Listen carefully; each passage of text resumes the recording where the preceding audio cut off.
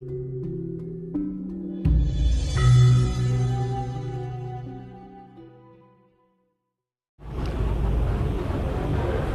yang memiliki spiritual, orang yang memiliki kekuasaan, orang yang populer, kondang kawentar, kemudian orang yang memiliki kekayaan, ya.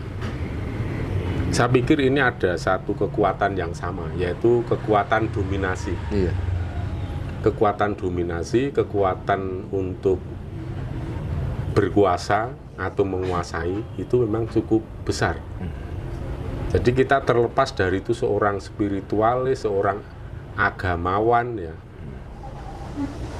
Itu semua orang-orang seperti itu memang biasanya memiliki suatu kekuatan, bisa dikatakan kekuatan kewibawaan, terus kemudian kekuatan untuk hubungannya kan kekuatan untuk memerintah, ya. Iya. Nah, biasanya orang itu kadang agak lengah gitu kan. Karena begitu makin banyak, makin besar kewibawaan seseorang, makin tinggi pengaruh seseorang, makin besar dominasi seseorang, entah dengan faktor apapun, baik ekonomi, spiritual, agama, maupun ya segala macam lah yang membuat orang itu powerful, itu bisa dikatakan orang mau melakukan apa saja kesempatannya lebih besar. Gitu. Maka yang perlu diperhatikan, ya, itu ini yang namanya godaan, ya. Kita semakin memiliki power itu, ya artinya harus diimbangi dengan yang namanya rem.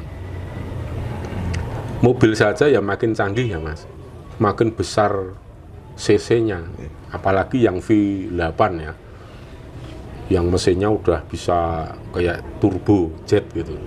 Pasti remnya juga harus imbang canggihnya. Kenapa? Karena ini harus balance. Kalau enggak, gampang terjadi accident. Ya kita melihat ya dari sisi agama pun, di situ orang tinggal mau apa, bisa saja digoreng. Ayat bisa digoreng, terus kemudian pemahaman bisa digoreng. Bahkan yang tadi saya baca itu untuk kasus yang di sana itu, cara menggorengnya dengan satu istilah yang unik gitu Mas, metafakta. Maaf ini, saya bukan mengolok, bukan, tapi kebetulan saya memang ya kadang mencermati ada kejadian seperti itu, dan ini apa sih yang menjadi penyebab? Kalau saya lebih ke ilmiahnya, Mas. Iya. Saya lihat faktor ilmiahnya itu apa kok bisa terjadi, ya kan? Jadi kalau yang di sini, oh ini ada manipulasi istilah metafakta, artinya ada sesuatu yang tidak bisa dinalar, dan kalau tidak bisa dinalar itu ya hanya murid itu ya hanya melakukan apa yang diperintah oleh seorang guru. Ya, apapun itu, walaupun itu tidak bisa dicerna dengan akal sehat, tidak masuk nalar lah, tidak masuk akal sehat itu kan. Saya mau ngomong nggak tega itu. Ya sudah tahulah gimana metafakta itu yang disugestikan ke orang-orang yang menjadi korban itu, ya. Nah itu saya pikir ya ada sesuatu yang penting saya sampaikan kepada sedulur-sedulur semua, para pemirsa khususnya Ngaji Roso dan semua pemirsa YouTube, termasuk YouTube Surya Kakek juga, tetap kedepankan yang namanya akal sehat, apapun itu. Kalau dalam agama Islam sendiri kan ada yang namanya pepatah, agama tanpa ilmu nasibnya apa, Mas? Bisa runtuh. Iya. Itu artinya apa? Sekalipun agama, tapi tetap harus menggunakan akal sehat, ya kan? Wong katanya manusia ini juga dianggap makhluk paling sempurna dengan tolok ukur karena memiliki akal. Walaupun saya tidak begitu sependapat, ya, karena saya menganggap binatang pun lebih mulia dari manusia walaupun tidak punya akal. Karena binatang itu makhluk yang paling patuh, paling takwa terhadap aturan Tuhan atau hukum alam ini. Nah, ada lagi yang perlu kita garis bawahi bahwa di sini kita ini seyogyanya mulai berani untuk out of the box. Kalau selama ini kita ini disarankan, dianjurkan agar supaya jangan menuhankan akal. Akibatnya apa, Mas? Orang yang ketakutan menuhankan akal, secara otomatis dia akan terjebak pada menuhankan okol.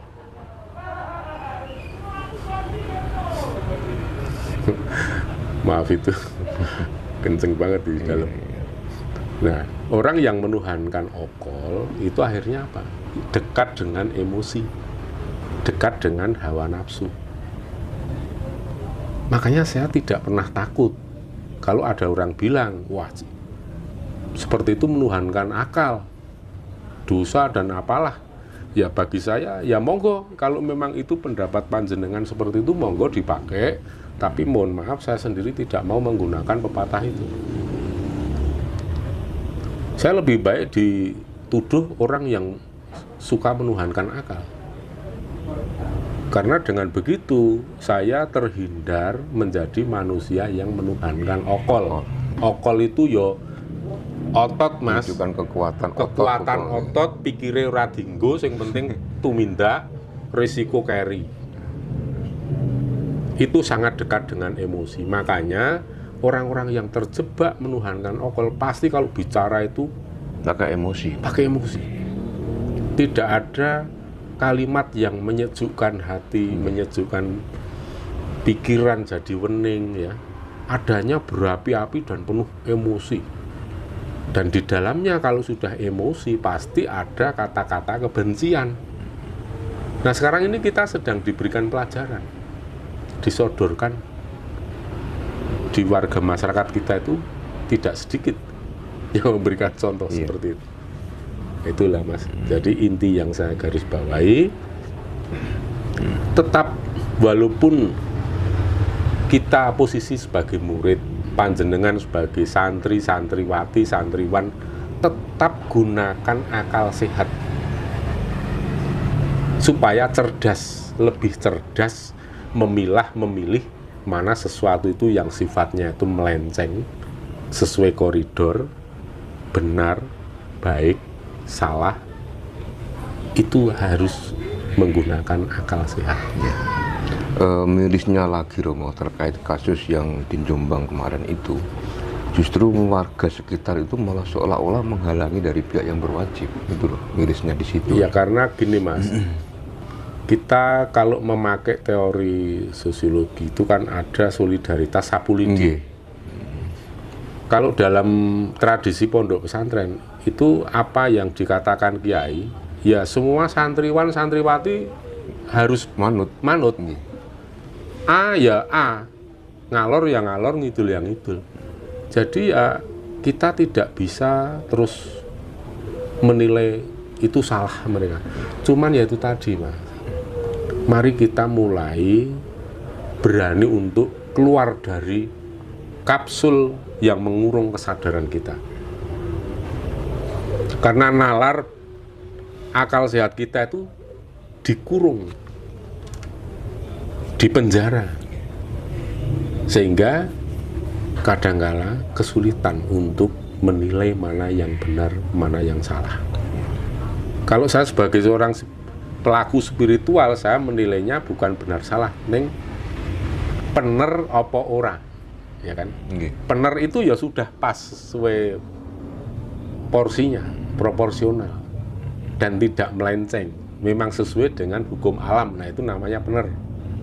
Maka dari itu mari kita tetap saja gunakan akal sehat, gunakan hati nurani, dan satu lagi jangan lupa wong Jawa, Mas, menggunakan rasa itu sangat penting. Jadi apapun tindakan kita kalau didasari oleh akal sehat dan rasa, itu kita bisa dikatakan untuk istilah yang ekstrimnya ya, orang hidup di dalam hutan tanpa mengenal agama pun dia akan toto titi tentrem kertora harjo kalau menggunakan akal sehat, menggunakan rasa, karena itu akan nyambung dengan hukum alam yang berlaku.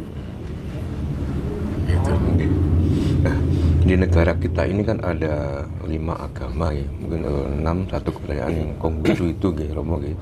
Dan mungkin dari tiap-tiap agama itu setiap tahun semakin bertambah penganutnya kan. Islam saja terdiri dari pecah dari berbagai macam aliran. Nah, kalau kita lihat fenomena yang terjadi di masyarakat itu, kenapa di negara kita ini semakin banyak agama, justru malah kejahatan semakin banyak, semakin berjalan. Ya. Yang di situ, Romo. Kita harus bisa membedakan apa itu agama dan spiritual. Kalau agama itu ada yang namanya kewajiban, ada yang namanya dosa, ada yang namanya pahala. Itu sebagai efek dari kewajiban itu, ya kan? Nah, sedangkan yang namanya pahala dan dosa yang ditekankan, itu kan dalam agama kan abstrak. Iya. Bahkan ada juga yang sifatnya absurd, ya kan? Dan Tuhan pun digambarkan sebagai sesuatu yang sangat transenden, tidak melekat di dalam diri kita. Sedangkan kita kalau bicara soal spiritual, melalui kacamata spiritual, segala sesuatu bisa dilihat lebih real. Misalnya, kalau dalam agama, beberapa agama mungkin yang namanya hukum karma itu tidak ada, dipakai istilah, bahkan ada yang tidak mempercayai. Tapi kalau dalam spiritual, saya pribadi melihat yang namanya hukum karma itu betul-betul terjadi, bisa instan, bisa tertunda sekian hari, sekian minggu, bulan, atau tahun. Nah, kalau kita itu melakukan dharma dan kemudian timbul dharma lagi yang baik pada diri kita, itu ya namanya pahala. Itulah yang disebut sebagai surga yang real. Demikian pula sebaliknya. Kalau kita berbuat kejahatan, kemudian kita menemui celaka, ya itulah neraka yang real. Kalau besoknya terjadi, hari ini kita berbuat jahat, besok kita mengalami kesengsaraan, itu karma instan. Itu malah masih mending, Mas. Jadi udah langsung jual beli sah. Tapi kalau tertunda, kita belum nyaur loh. Tertunda seminggu, sebulan, kita belum nyaur, kita sudah membuat kejahatan lagi. Tumpuk undung. Sekali nyaur, fatal. Mending kita melakukan sesuatu langsung kena karma. Itu masih harus kita syukuri. Ya, setiap salah langsung diselentik. Ketimbang dibiarin dulu. Biarin dulu, nanti setelah wah, jadi apa ya